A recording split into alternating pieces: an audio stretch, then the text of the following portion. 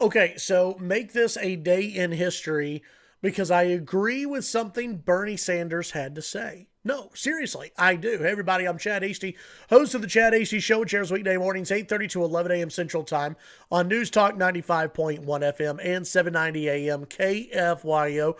The article here from Fox News, Bernie Sanders calls gun buybacks unconstitutional, says it's essentially gun confiscation. I know, you're going to have to sit down for this one. Mandatory gun buybacks are unconstitutional and could give the federal government broad power to impose their will on law-abiding citizens, said Bernie Sanders. Sanders was taking questions at a Green Job town hall in Charles City, Iowa, when he was asked his opinion on mandatory buybacks of AR-15s and AK-47s. Remember, Beto O'Rourke has come out in favor of mandatory gun buybacks and gun confiscation. He's no longer in the presidential race, so I guess now folks are asking the other candidates if they support mandatory gun buybacks, and this is what Bernie Sanders had to say. Quote, "I don't support a mandatory buyback is essentially confiscation, which I think is unconstitutional.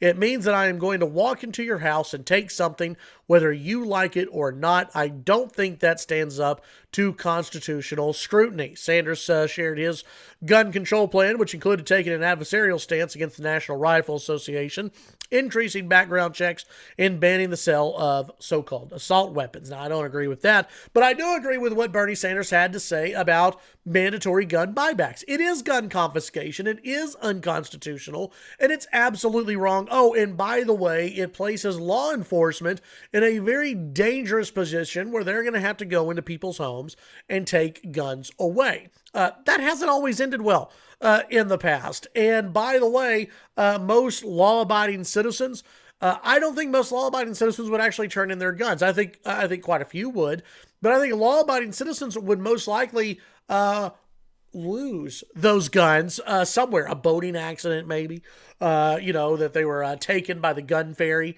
and taken elsewhere. Bernie went on to say we cannot allow the NRA to dictate policy because they've intimidated President Trump and they've intimidated the Republican Party. I'm not going to be intimidated by them. That's funny. I don't think Trump is really intimidated by that many people. I don't think the NRA has intimidated Trump. I think that, personally, I don't know if President Trump really cares about guns. I don't see him as a huge Second Amendment guy. I know that his son is a big hunter, Donald Trump Jr., but I don't see Trump as a gun guy. Do you? No. I think that Trump realizes that his base is filled with a bunch of gun guys, and that Trump also understands the Constitution enough to understand that we have the right to defend ourselves, not from just people coming into our homes to do us harm, not to go hunting, but the Second Amendment is there to protect against tyranny from our own government. Maybe not the government in 2019 or in 2020 or in 2025, but in the future. What we've seen in other nations where they've taken guns away from people, tyranny is not far behind.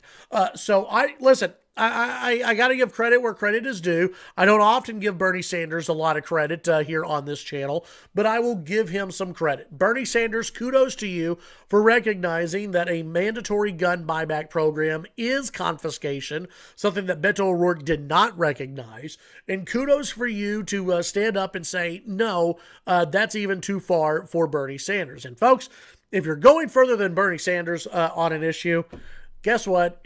You're probably not going to win the election. Tune in to the Chad Hasty Show weekday mornings, 8:30 to 11 on News Talk 95.1 FM and 790 AM KFYO. Have a great day.